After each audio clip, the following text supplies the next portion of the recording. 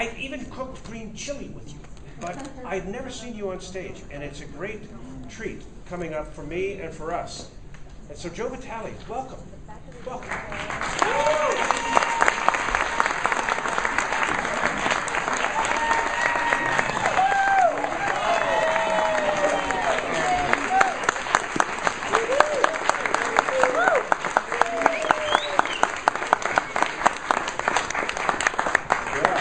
Start with a standing ovation. Dare I say a word? I may ruin everything. Thank you. Oh, thank you. Before I do anything, please look at this whiteboard. Yeah, it is a nice whiteboard. This is very meaningful. There's nothing on this, right? Nice and white, nice and peaceful, nice and clear, empty. So we are all transformative leaders. We're all teaching transformation of one sort or another. I'd be very curious to know how many different transformation elements there are, how many different tools there are. I'd be very curious to know how many of them actually work 100% of the time. And I'd be very interested to know who would like to be a fearless volunteer and to come up on stage with me. Oh, it's like this gentleman. You've been on stage, so we've seen your brainwave activities. We know what you're thinking. I don't know what he's thinking. Yay, Scott. Scott. Big hand for Scott. Thank you. You're not going to need a mic, you're going to need a pen. Thank you. So what I'd like you to do is be honest and tell me, what do you teach in terms of transformation? If we're out there teaching people how to transform their lives, what works to teach them, to transform them? What method do you teach? What technology do you teach? No right or wrong. I just want to list them on the whiteboard. Distinctions. I got distinctions we want to write down. Meditation. Oh, I'm going to have to do some writing too, it looks like. What do I? Distinctions. Experiential learning. I want a second volunteer. Is that what I heard? Experiential. Volunteering? No, perhaps who's left-handed? Oh, I'm left-handed. I'm left-handed. Terrible. Come on up. There you go. All right. I'm trying to inventory these. We got mastermind. We got distinctions. Who said something? Meditation. We had heart math. We want heart math up there. Archetypes. Archetypes is up there. Meditation. Because you can't spell it. Centering. Centering. Experiential Forgiveness. learning. Oh, there's a lot of them, huh? The passion test. You want a little trademark behind that when we write it? Passion test. I got it. You already got that? Forgiveness. Do we have that up there? Appreciative inquiry. Appreciative inquiry, somebody said. Moving people from scarcity to sufficiency to abundance. Scarcity to efficiency to abundance. Okay, that's a lot. Can you say it one word? Money and you? Prosperity. Prosperity. Release. The Let's Go method. Radiance. Radiance, please. Gratitude. Ready? Shadow work. Tapping. Shadow work. What? Feminine embodiment. Self. Okay, so you got self-compassion. Body work. Trust. Body work. Don't see that up there yet. John? We want gratitude. I got it. Laughter. She's always laughing. Health and fitness. Health and fitness is going on the list. Singing, music. Singing. Singing, got it. Radical surrendering. Radical surrender. Radical surrender. Got it. She's got it. Dance. Art therapy. Dance. Art therapy. Dance therapy. Dance for you. Prayer. Self-inquiry. Self-inquiry over here. Yes. Law of attraction. Of course, law of attraction. Active imagination. Prayer. Somebody's getting Recovery. Addiction. Recovery. Joe. 12 steps. Sedona. Sedona. Intuition. Big mind. Shifting the occurring world. Shifting the occurring world. That's big. 12 step. 12 step. Boy, we just keep on going, don't we? There is no out there. Wow, there's what 12 step? When you get 12 step, there is no out there, somebody said. Grief, work, Synergetics. synergetics. Mars, Venus. Yeah! Oh, yeah. gave that suggestion? You got it, Mark? Who gave that suggestion? Got it, Mark. What else? What are we left leaving? Emptiness. Relationship as a spiritual practice. Relationship as spiritual Joe, practice? we need another board. No, we're doing it on this board. Oh, okay. At the point that, this is good. At the point where you can't write, you don't have any space, write over what you wrote. Okay. Just write on top of it. mine. So what Gestalt. Gestalt, Okay. just write right over it. They're not gonna be able to read it, I don't care. Do you have tapping Part yet? of Do the point. you have tapping? Tapping, TA. Tapping. EFT or EFT, tapping. right, EFT and everything. Relationships and sacred opportunities. Sex. Sex. Tantra. Tantra. Yoga. Now we're getting to the good stuff. Chanting. Kundalini awakening. Marijuana. Scott Dreamwork. I got it. LSD. LSD. Drugs. Therapy. You're on a roll. Rock and roll. Harmonic tones. Sex, we got drugs, we got rock and roll. Adventure learning, Adventure one, got it. experiential learning, Sex, money, Terry Tillman. ropes courses. Good stuff. ropes, prayer. Rituals. No, rituals. Ritual. Active You got it? imagination. Active Active imagination. imagination. Seminars. Keys of excellence. 8 keys, got it. Silence. Billy Graham. Graham, it's devolving. Leadership. No, it's devolving. It's devolving. We got Billy Graham. Devotional chanting. Scott, we have chanting. Mystery school, got it. Mystery school. Oprah. Theater of the absurd. Angel therapy. Improvisational theater Improv techniques. theater, got it. You're in the good group for this. I know, just let them come. What else? Sounding. Sounds good. Got that, mind map. Where's that? I think we have sound. Silence, you got that? Silence, got silence. Yoga. Yoga, got it. Harmonic tones. Somatics. Somatics, got it. Somatic. EFT. We got EFT. We got got EFT. EFT. We got all the tapping. What? S. You want S? Yeah, landmark. NLP. NLP. Was hypnosis? Projection. Projection. Transactional analysis, we got that. We got that. Hypnosis. Paraliminals. Very You good. got it? Jungian analysis. Lepko method. Enneagram. Hoffman method. Enneagram, got it. Life spring. Enneagram. Spiral dynamics. Spiral dynamics, spiral dynamics. Feedback.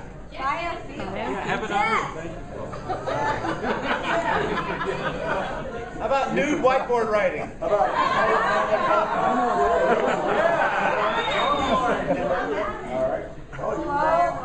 Aromatherapy. Aromatherapy, got it.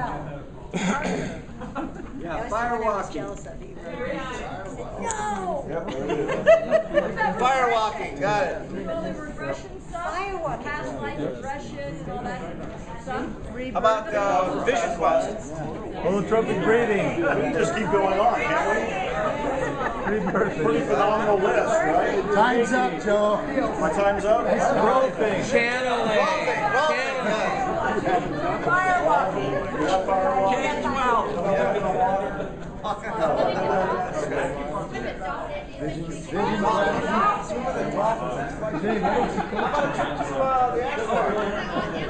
Amazon trip. Got it, Amazon trip. Drugs, we got drugs. Personal transformation, physical transformation. Bodybuilding. Silver method. Writing. Speech act. Writing. Speech acts. So, we're going to stop here. Coaching. We're going to stop here. No, coaching is on. Stretching Trip on the North Pole. I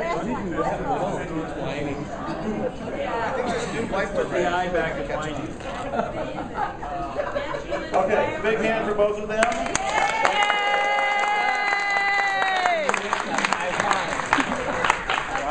Okay, I want to thank you all for coming to hear me speak. So far I haven't said anything. But if you noticed in the write-up, in the itinerary, what does it say my topic is? Mr. Fire. Yeah, what the hell is that? I don't know. I don't either. People have been asking me ever since until I was called up, what are you going to talk about? And I said, you know what, I don't know. I thought I was originally invited to do a meditation for the last meeting we had for about 20 minutes, but I didn't go to the last meeting when you met in Puerto Rico or wherever you met. I did miss out, I know. And so I didn't get to do my 20 minutes. They said, how about if you do an hour now? Oh, that's how it works. You don't do your talk, you don't show up, and it keeps doubling. Okay, so I now have an hour. Great. What do I talk about? They listed as Mr. Fire. What? Well, maybe I didn't tell you. It doesn't really matter because there's a point here. What I tend to do is never prepare anymore, never tell what the topic is unless I'm backed into a corner, and then the copywriter in me will invent some sort of riveting topic, like how to have a 2-hour orgasm, or how to make money while you sleep. Yeah. Let's do that Okay. You would have showed up. We would have talked about it. I'll take the 2-hour orgasm. Got to sign up for that. Yeah. All right. So. Or you just go to workshop. And then as I'm listening to you over the last couple of days, I get more and more interested as well as confused. Yesterday, for example, I was here when you were talking about money. And I've written a book called Attract Money Now. And anybody can go read it. It's at attractmoneynow.com. Just go to attractmoneynow.com and you can read it on your own. And I thought, well, maybe I should be talking about how to attract money. And I talked to Debbie Ford beforehand. And she had asked me, what are you going to talk about? I said, I don't know. I got all these different things. I can talk about internet marketing. I can talk about copywriting. I can talk about my car collection. I can talk about healing. I can talk about Ho'oponopono. I can talk about attracting money. I can go. I've written 52 freaking books. Pick any topic, and I'll stand up here and talk. But I thought, what do they need to hear here now in this room? All of you, most of whom I already know on one level or another. Many of you, you don't know what this feels like to be up here. Many of you have changed my life over the years through your work, your books, your speaking. I was homeless some 30 years ago. I was in poverty for about 10 some years. And as I was struggling my way through, I was reading the books by the transformational teachers. And if I can afford it, or if I can get in for free by pretending I was a journalist, I would attend their seminars. And it's you people that made the difference. You know, people like Jack. I mean, I tear up every time I think about Jack or talk about Jack. And people like Debbie, it wasn't until yesterday I met her for the first time, but she has transformed my life, and I'm always raving about her work. And here I am in front of you. Well, thank you for that. Thank you for that. That's amazing. So here I am tuning in, trying to say, what do you guys want to hear? I even got out last night on my balcony, and I'm communicating with the universe, with the divine. I'm meditating. I'm trying to get past all the programming, all the beliefs in me that are saying, oh, do what they're going to think is good. Do what they're going to make you love. They're going to love you for doing. Wanting to win your approval. Wanting to win your love. And then I'm thinking to myself, well, the way I do it is I get in people's face. I tell them the truth. And if they don't like me, it does bother me. But I go about my day. So, last night, the divine said, tell them how to reach the divine. And I argued with it for a little bit, until I realized I was arguing with the divine. And I said, I'm giving in. I'm giving in. It's one of the secrets to success. Put the ego, obeying orders, more or less. Make the ego obey the orders. I'm obeying orders. When I put the whiteboard up here, to me the whiteboard is God. To me the whiteboard is divinity. To me the whiteboard is zero. Nothing there but love. When we put love there, we're starting to write things on the whiteboard. This is relevant. If I say it's the divine, I'm starting to write things on the whiteboard. I say it's divine. If I say it's God, I just wrote something else on the whiteboard. It's God. The whiteboard has nothing, yet has everything. The people who have said yesterday when they were talking about money, the whiteboard is abundance. No lack, no limitation.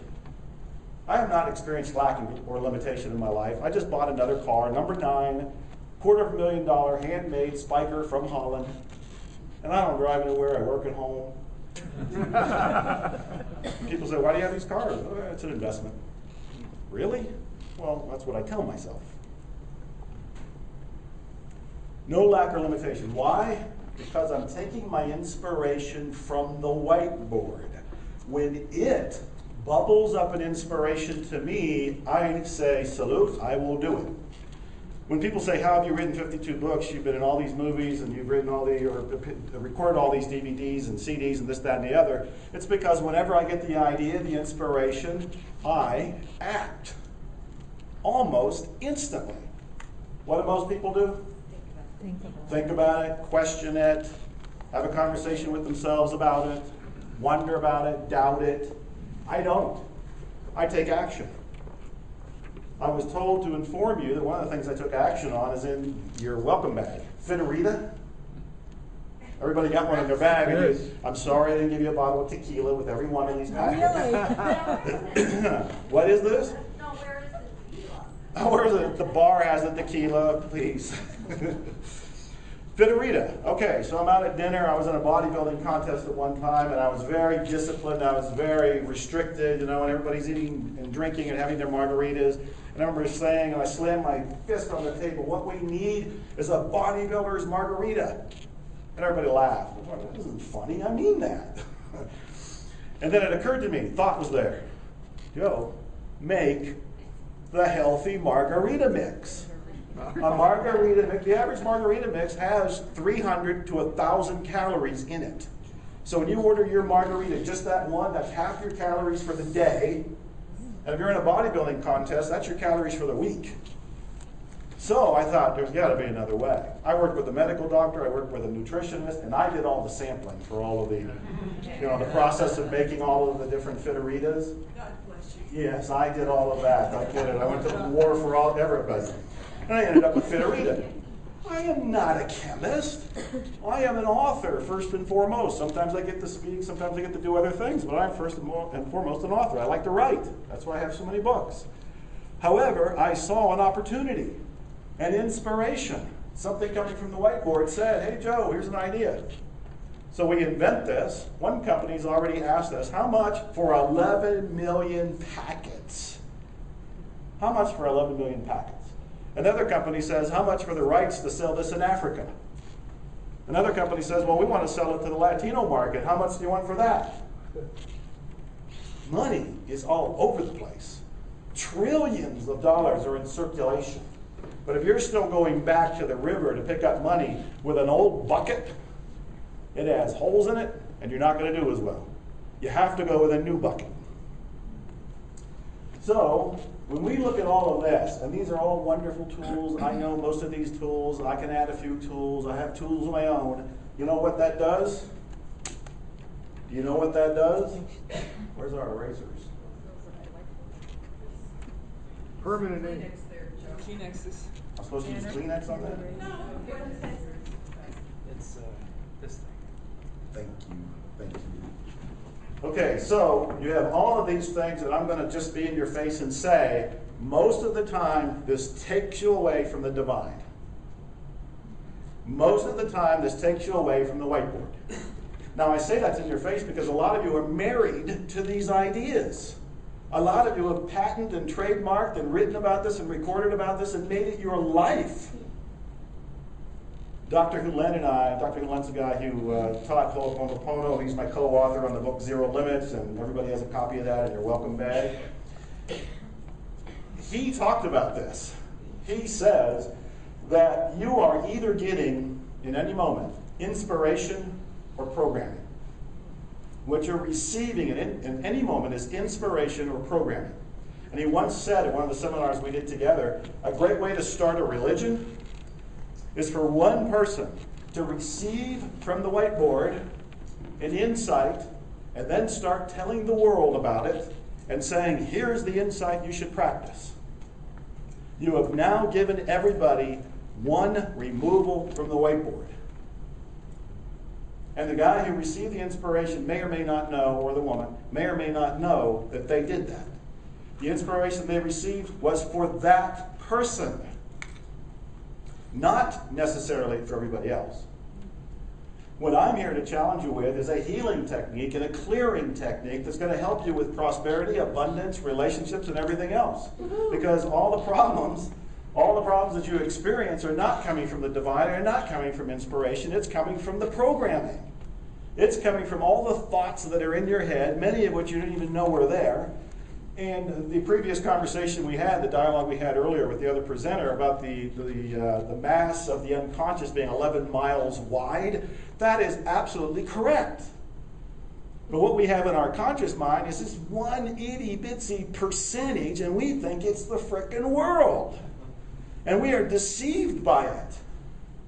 We are sold by it, we buy into that, and what we need to do is erase it. And as we start erasing this, the whiteboard starts to appear again. And as the whiteboard appears, you are now becoming one with the divine. You are now becoming the divine. You are now living and breathing as the divine. Now, I've said this before, and I have an audio program called The Awakening Course. I've just turned it into a book. It'll be out a little bit later. And I talk about the 4 different stages of awakening. And I say the 4th is when you truly awaken and the ego you, the Joe, isn't there. The divine is living and breathing through me. And I'll say that to a lot of people, and they'll go, yeah, I'm there. Give me a break. If you are sitting there saying, I am awakened, you are almost certainly not awakened. You have bought into another program. So what we want to do is erase. I'm not saying from time to time the inspiration will come through and say, go ahead and do one of these things, but it'll be authentic to that moment. It won't be the thing that you say, we pull this out and we do this for everything and everybody in every moment for eternity. No more. How many of you read the book Zero Limits that I wrote with Dr. Huland? It's in your bag, so eventually you'll get a chance to read it, I hope. It is the most breathtaking story. This is on the level of the miraculous. And when I tell this to people, their jaws drop, they're inspired, some of them are nervous, because there's some elements to it that really make you have to own your own reality on a level that you may never have owned before. And it's a true story that I heard several years ago of a therapist who worked at a mental hospital for the criminally insane in Hawaii, using an unusual, mystical, secret Hawaiian healing method, helped heal every one of those patients. Pause. Mentally ill, convicted criminals in a mental institution, a mental hospital in Hawaii. They were so dangerous that people would visit and they'd walk scooting down the halls because those patients were violent. They were either sedated or shackled virtually every day. The turnover, the nurses would quit on a regular basis. They couldn't keep doctors, they couldn't keep therapists. Until one day, this therapist got the job opportunity, and he said, I'll go there, I'll work there, but I have to do my own method. I'm not actually going to do therapy with the patients. Let me see their files, I'll see them over lunch, but I'm not going to see them one-on-one. I'm not going to do traditional therapy with them. They agreed because they were desperate. They were absolutely desperate. So he goes there. He starts doing his little stuff. They think he's a strange bunny, but they let him go about his way. Within a few months, those patients that were shackled and sedated were being unshackled and not needing sedation. A few months after that, they started to be released. They were pronounced as healed. They were freed. Within a year or two, most of the ward was released.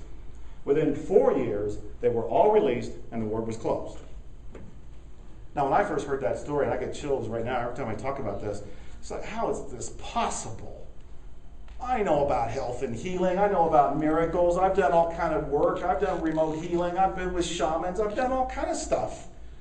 But to heal mentally ill criminals in a mental institution in a hospital in Hawaii and you not talk to them, you don't even see them physically, you don't do therapy with them one-on-one, how does that happen? I went looking for that therapist because at that point he was unknown, the therapy was unknown, and the story was more like an urban legend, which I thought it was. I found him, got him on the phone. He didn't know me, didn't know my work, but he was very generous. He answered all my questions. He said that whole story was true. I said, well, how did you do it? What were you doing? He said, my only purpose on earth is to clean. All I did was clean. What does that mean? Did you get the Windex out? Were you just cleaning their rooms? What were you doing? And he says, everything that comes up in your life is a program. And what I do is erase the program. whenever a program showed up in his life, he would erase it. What does that mean? He went on to explain that he wouldn't see those patients. He'd look at their files.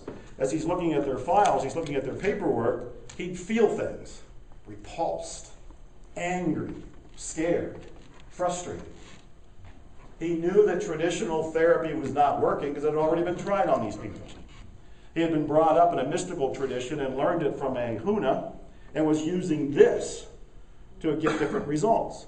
So whenever he looked at a person's chart, he noted what he felt.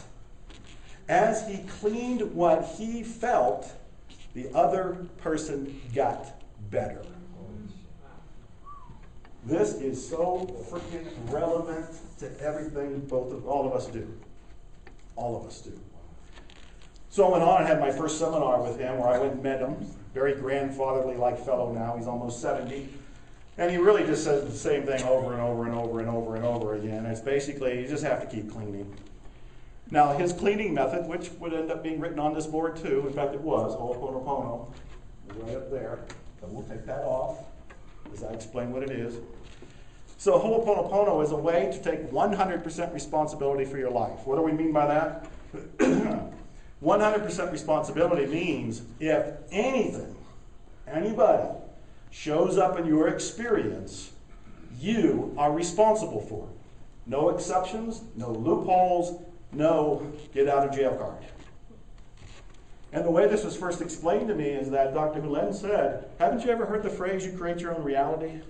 Well, hell yes, I've heard it. I'm one of the people who write about it, and teach it. Well, if you create your own reality and a mentally ill criminal shows up in your reality, didn't you help create that reality, that person, that experience? Whoa. That's taking this to a quantum leap level of responsibility I didn't want to go to. And as I've learned, because I've now been promoting the book, and he and I have done several seminars together, most people don't want to go to. But he said it's all about taking 100% responsibility, whatever shows up in his life. He says that some program in him helped pull it into his reality. Now, what do we mean by some program? Those are the thoughts, those are the beliefs. That's that unconscious programming, but it goes deeper and further than what you might have ever thought before. Because Dr. Hulen is talking about you've inherited the programming from your ancestors. He says it goes all the way back to amoeba, that all of those generations and centuries of beliefs, of crimes, of unforgiveness, everything is there. It's in your unconscious. You have it. You have it. There's a famous bodybuilder, Dave Draper, who was the blonde bomber in the 50s movies. He's still around, still in shape, doing great, but he had a heart attack. When he had a heart attack, he told his doctors, how can I have a heart attack? I've been fit my entire life. I am fit now. How can I have a heart attack? Why will I need surgery? Why have I had this happen to me? What did I do wrong? And the doctor said, you didn't do a thing. Your grandparents did. And through the new study of epigenetics, they know that that was inherited into his system. He experienced the programming from them. So this programming is far deeper and more expansive and more powerful than what you think just came in with you when you were born. It isn't from just the birth on when they say those are your formative years. They're definitely your formative years. But you were formed before that.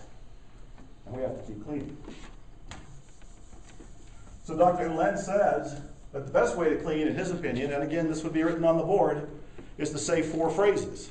And some of you know those 4 phrases. Some of you practice those 4 phrases. Some of you know that I'm saying those 4 phrases in my mind right now because I'm cleaning as I'm speaking so that I can give you the best, most direct delivery, presentation from the divine that I can humanly give you at this point in time. I am cleaning now, on you, for you, through me. And I'm saying, you're welcome. And I'm saying, I love you. I'm sorry, please forgive me, and thank you. Which is the essence of Zero Limits. You don't even have to read the book now. I'm telling you the story. I'm telling you the secret method. I love you, I'm sorry, please forgive me, thank you. I love you, I'm sorry, please forgive me, thank you. I love you, I'm sorry, please forgive me, thank you. You can say it in any order that you like. Why would you say this? Because some people resist it. They don't want to say, I'm sorry. I say, what did I do? I don't want to say, please forgive me. I don't have to ask for forgiveness for anything. So I love you, I'm sorry, please forgive me, thank you. I love you, I'm sorry, please forgive me, thank you. The way it's been explained to me and the way that I explain it is, you're saying, please forgive me for being so unconscious. Please forgive me because I have not been aware of everything going on in my life. I have not been aware of what I have had in me, my program, my beliefs from my ancestors or me, to bring in the reality I'm now experiencing. I'm sorry. I was not conscious. You're saying thank you because you're addressing all of this to what I call the whiteboard. You're addressing it to the divine, to God, whatever the word is for you. I just use the whiteboard because this seems to be so visually, metaphorically relevant. That's God to me. And you're saying, thank you, God, for erasing this. Thank you for erasing this. And always ending with, I love you. And if you want a short form, which I would be willing to give everybody here, all you really have to say is, I love you. Can you imagine how your life will be different if the non-stop self-talk inside of you was nothing but I love you? You're not saying it to the other person, but you're saying it to yourself. Your whole vibe will change. Your whole interaction with the other person will change. What you send out to the universe will change. And you will be helping to clean the country, the world, everything, the universe, as you're doing this. I love you, I'm sorry, please forgive me, thank you. But you can just say, I love you. And as you do, you are cleaning. The more you clean, the more you're going to be able to receive inspiration. Because remember I said earlier, you're either going to be receiving programming, which is any of this data, the 11 miles worth of data that's available at any moment, all of this centuries worth of programming that goes all the way back to who the hell knows where it started. You can be pulling programming from there, or you can be pulling inspiration. And when it comes, you act. But in order to get there, I love you, I'm sorry, please forgive me, and thank you. I love you, I'm sorry, please forgive me, and thank you. As I look at the file here,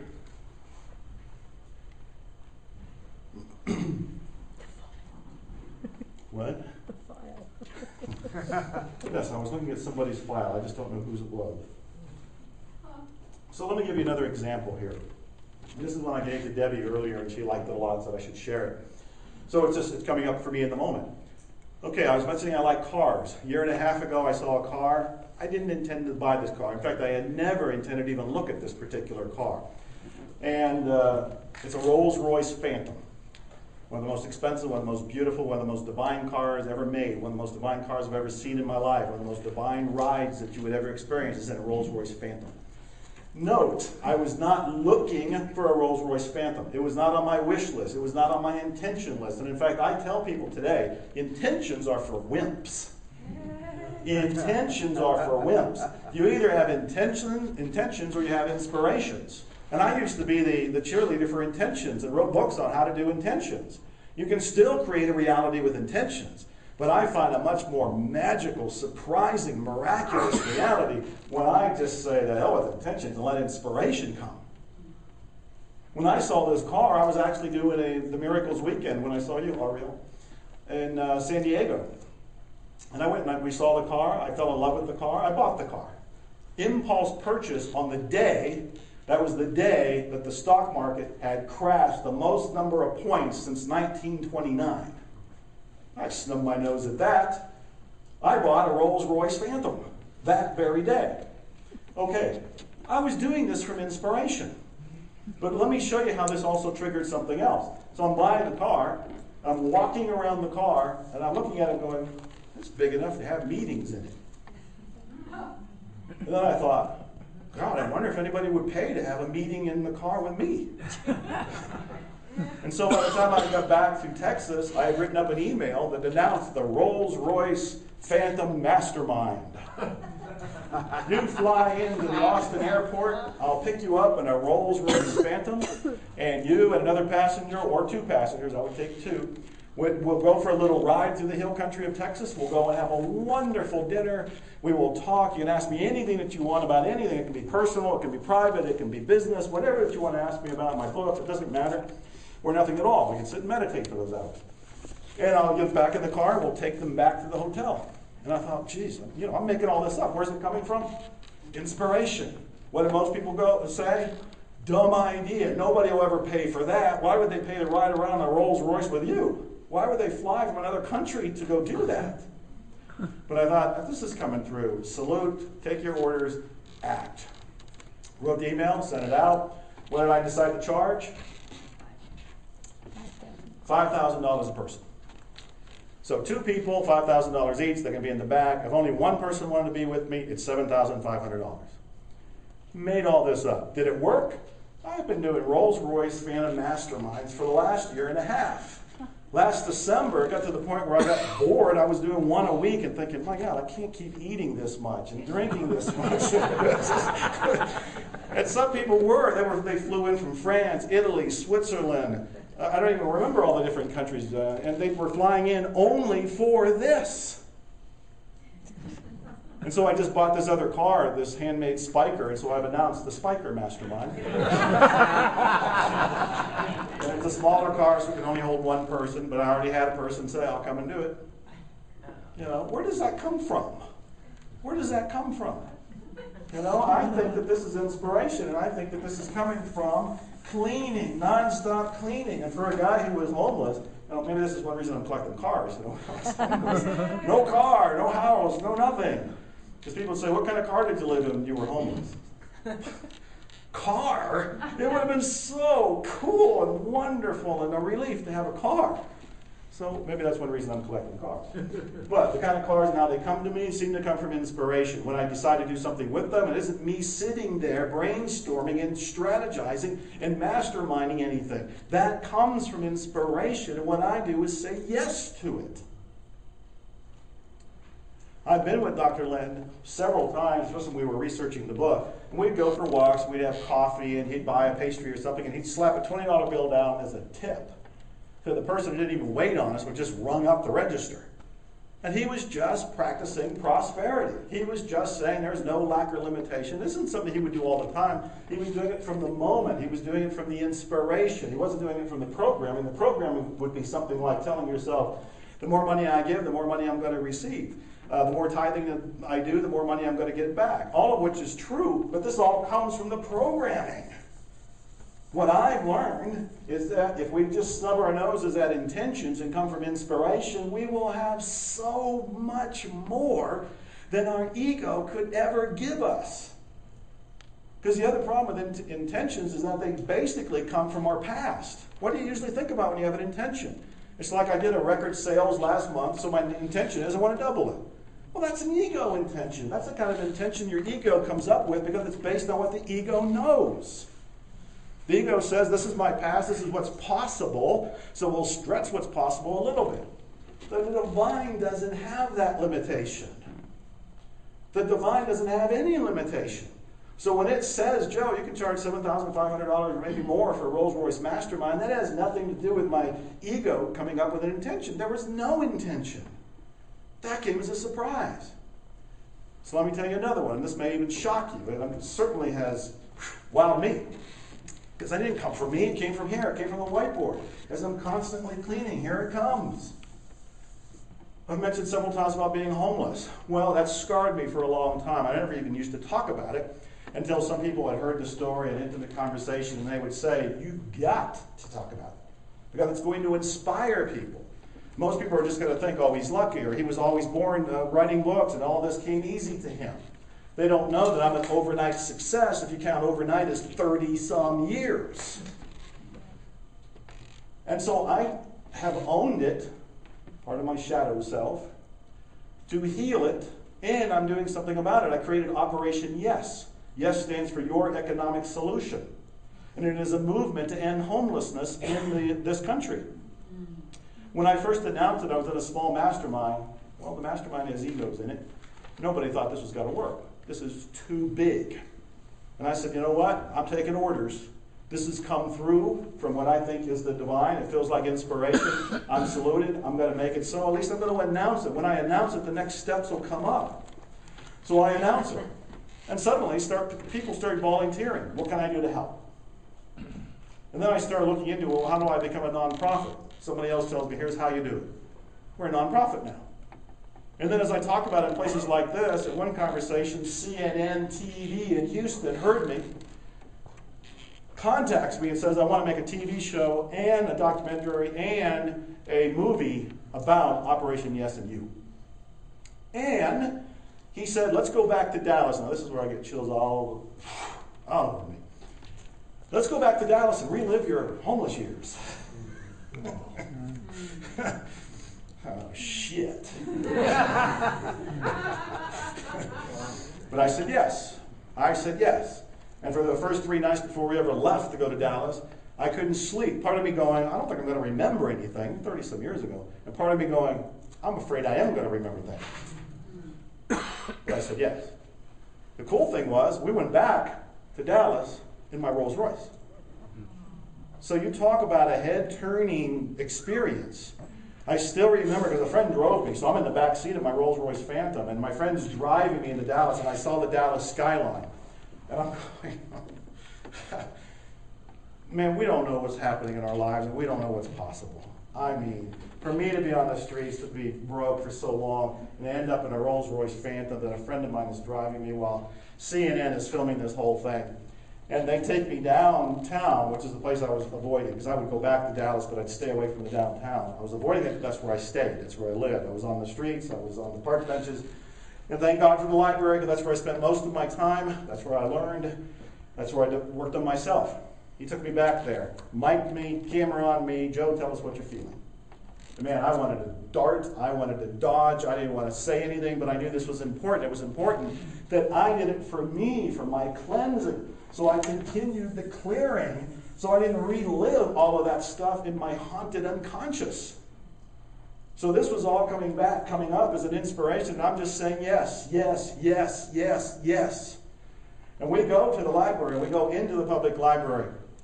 And as I'm there, I'm remembering the different floors I was on. There were certain floors, had business sections and things I was working on, and I was trying to develop myself and the self-improvement thing.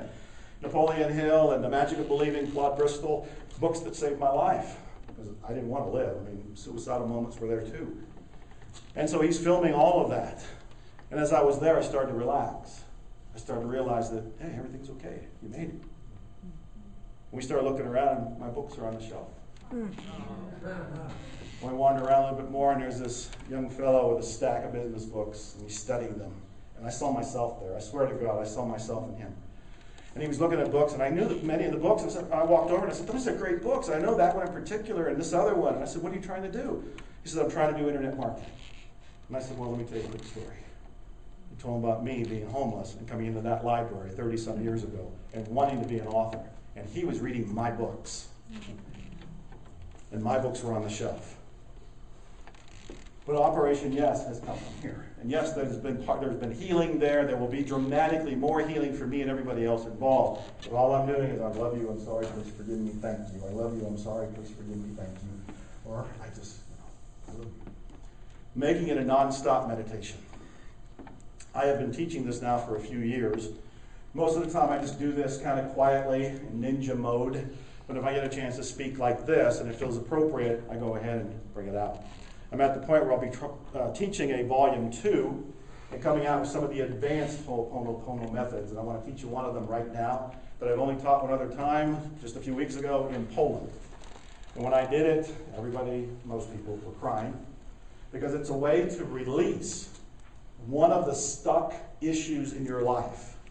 I just want you to let whatever bubbles up for you to be the one that you accept, no argument, no resistance, whatever comes up for you. Maybe there's a relationship problem, maybe there's one that was in the past, but it's not done, you still have it in your awareness. Close your eyes, leave your eyes open, it doesn't matter, just relax into this. Allow something to come up for you, because whatever's coming up is right in this moment. So take it. You'll have a visual, you'll have a sensory awareness, it may be something you feel, maybe something you see, maybe something you experience in your body and you're actually reliving it right now. From the Ho'oponopono tradition, this is not happening outside of you. This person is not outside of you. This experience is not outside of you. It is inside of you. When you change this inside experience, not only will you have peace, but more often than not, the outer will dissolve, it will change, it will transform in the most magical, sometimes mysteriously surprising ways. Trust the process. As you're visualizing this, as you're feeling this, just imagine that you can slice the image up. Pair of scissors, sharp edge of a business card, whatever comes to mind as your tool of choice, allow it to come up, and in your mind, just experience it being cut up. Chiseled up, dissolved, burned if you like, but let this image, this feeling, this energy dissolve. It might happen instantly. It might happen over the next few minutes as you go about the day and we move into lunch. And whenever you want, just open your eyes, come back into the room, and let that process happen. Now, as you're doing anything in your life, including this experience, you can be saying, I love you, I'm sorry, please forgive me, and thank you. I love you, I'm sorry, please forgive me, and thank you. I often ask Dr. Hulen, do you have to believe it when you say it? You have to believe, I love you, when you say it? He said, no. Saying it is the open sesame that begins the process of reconnecting to the divine. Say it enough and you'll start to experience it. My experience has been that the divine is love. And again, I'm putting my personal words on this, but the divine, the blackboard, is love. And the more I say I love you, the more I reconnect with this. I don't know if anybody here has seen the movie Carl, which is about Pope John from Poland. Magical, transformative movie. See the movie Carl. The Man Who Became Pope, I think is the subtitle, K-A-R-L. In it, he is talking to a Russian skeptic, a Russian atheist, about religion. And I've always loved this line because Carl says, what you call nothing is what I call everything. As we keep cleaning, we get to what looks like nothing. We get to what looks like there is nothing here at all. But that's everything. That's everything.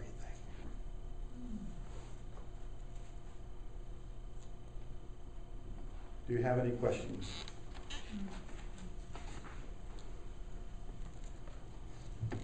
Yeah, I'm going to play devil's advocate a little bit, but it's a hard No, wait a minute, before you do that. Okay, he's speaking. He just said he's going to play devil's advocate for a little bit. It's a program. Okay? I'm serious. Mm-hmm. He is vocalizing a program. I am not dismissing what you're about to say. I am not dismissing you. What I am saying is that I was on a radio show with Dr. Hulen one time, and we were taking calls from different people. And I was amazed that some of the people who called in with either an angry or a resentful tone to their voice. And we went to a commercial. I told Dr. Hulen about how I was surprised, and he just so naturally said, it's not them, it's the program. It's not them, it's the program. And I'm sorry if that waters down anything you're about to say, but I had to point this out because this is what each of us is living. What's coming up is this program. Deliver your program, please. It's okay, I don't want to speak anymore. Which is your program. So, if you have huge resentment to somebody in your life, let's say to a parent or something, just for example, not my situation, of course, and you say these phrases, which I have read your book and I have experimented with this. What is the possibility or the danger of just repressing feelings that maybe need to bubble up and putting a gloss of sort of positive light? Oh, I love that. Thank you. That's a great question. By doing this, you're not repressing anything, you're not denying anything. Whatever comes up, actually, whatever comes up, whatever needs to come up, is what you're supposed to clean on. So, whatever those feelings are, they may start to be resentful, they may start to be angry, they may start to be peaceful. Whatever that is, you clean on everything. As you clean on that, you're cleaning on layers of energy below this. What Dr. Hulen explains is that if you knew how much cleaning was being done on such a deep level as you did, I'm sorry, please forgive me, thank you, and I love you, you would never, ever stop. Because what the conscious mind is looking for when it cleans is, give me the evidence. I'm saying I'm sorry, please forgive me, thank you, I love you, I'm doing all the techniques, give me the evidence, where's my change? I didn't see the other person change. You know, where is it? And what he's pointing out is that 11 miles of unconscious data that is out there is what is being cleaned a tiny little bit at a time. When Dr. Hulen first said that this is going to take a long time, we have a whole lot of cleaning to do, I was depressed by that. I'm sorry, please forgive me, thank you, I love you. That's what came up for me, because I wanted the easy button. You seen the commercial, the office thing? You just hit the easy button and everything changes? Yeah. I'm an entrepreneur. I'm looking for the easy button. When I find it, I'm going online with it. Easy button change. But that's not how it's working. That's not how it's working. So, who had a question? Yes.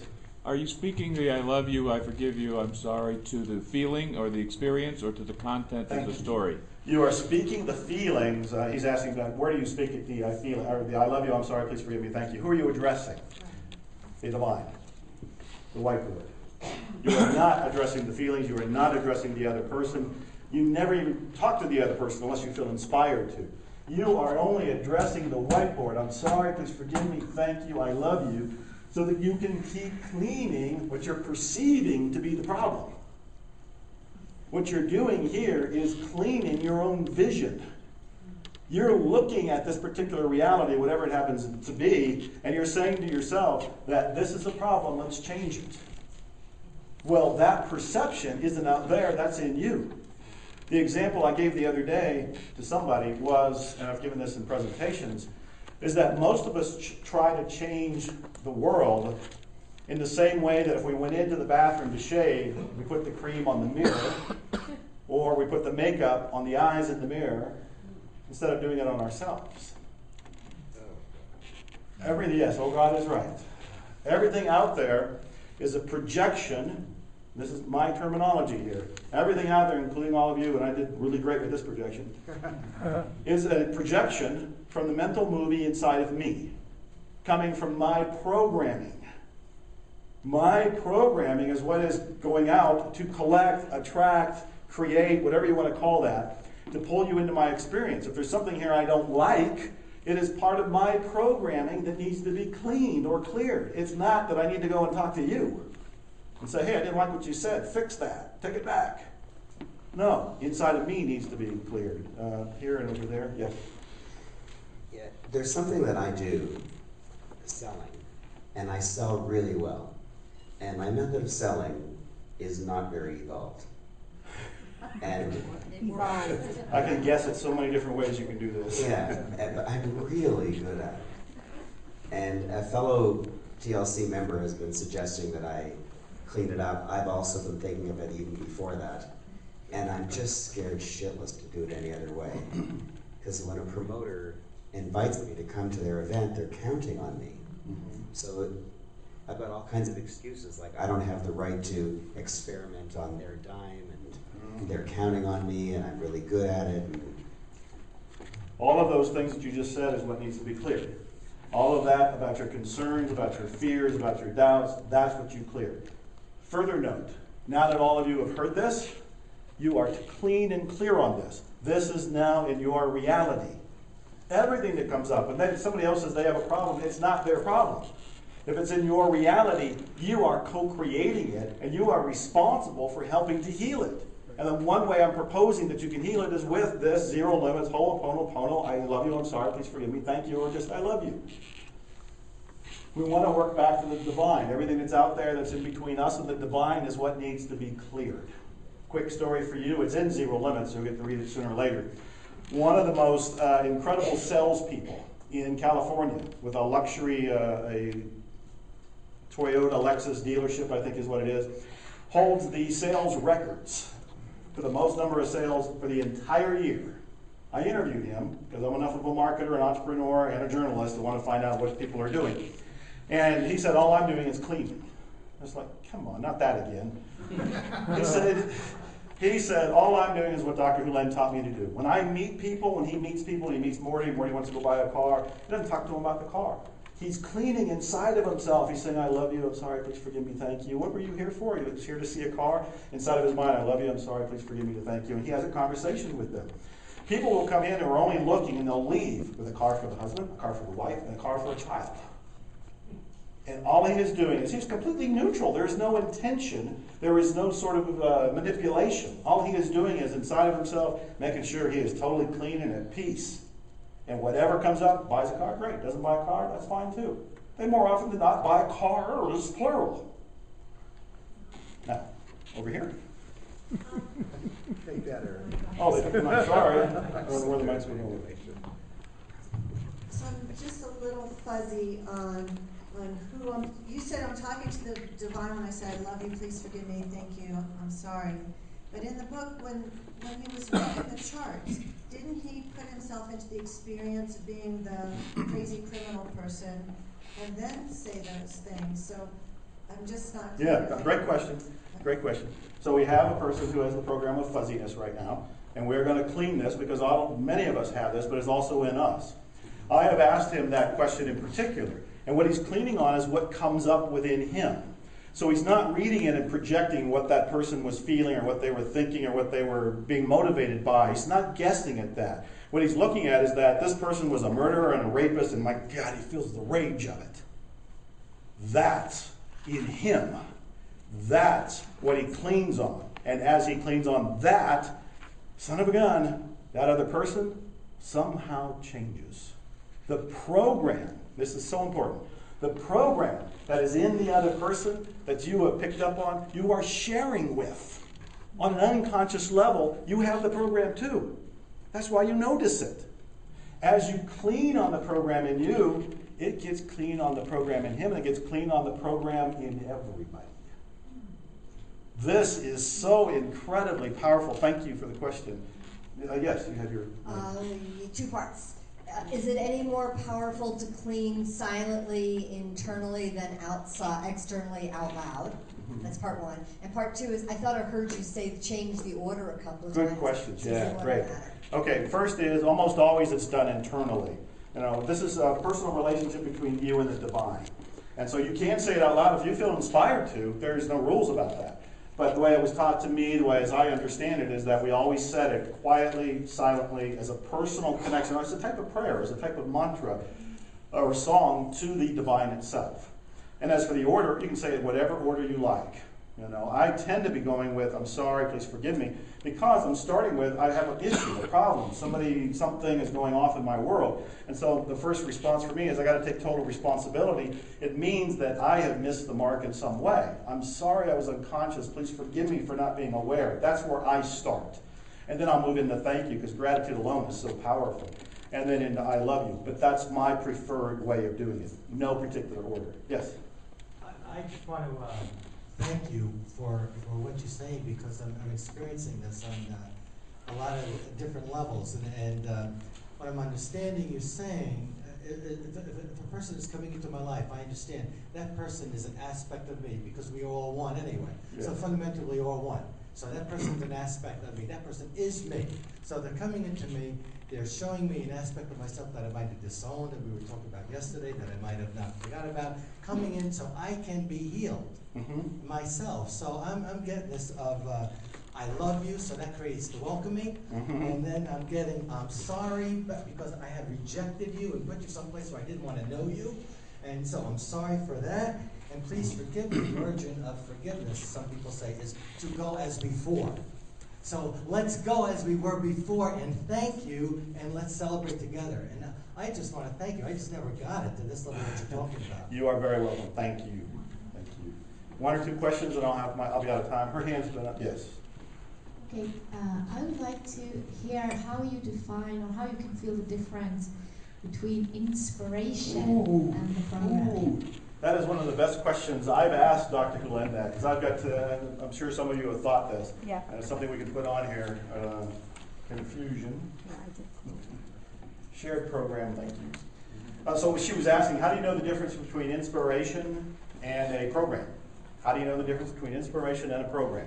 How do you know the difference between this telling you, hey Joe, do a Rolls Royce mastermind, or is that a program about some wealth attraction technique that I got from somebody else unconsciously? I don't know.